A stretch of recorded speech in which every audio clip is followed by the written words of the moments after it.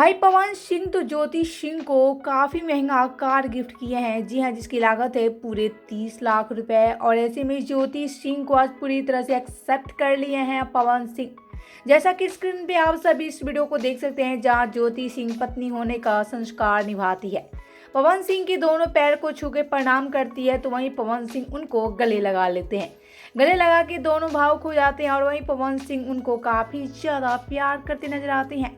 भाई आपसे एक बार किसी मोमेंट को काफ़ी ज़्यादा वायरल किया जा रहा है। ज्योति सिंह काफ़ी ज़्यादा भावुक हो जाती है। इनकी भावुक हुई वीडियो आप सब काफ़ी अच्छे से देख सकते हैं। भाई कुछ भी हो जाए, इनकी विवाद काफ़ी लंबे समय तक चले, लेकिन विवाद तो खत्म हो गई।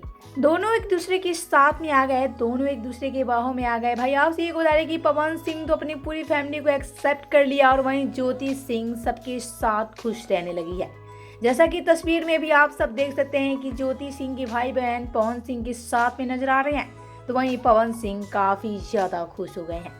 आप सभी को क्या कहना है पवन सिंह और वहीं ज्योति सिंह को लेकर? आप सब कितना ज़्यादा एक्साइटेड हैं इनकी विवाद खत्म होने से? भाई हमें नीचे कमेंट करके ज़रूर बताना।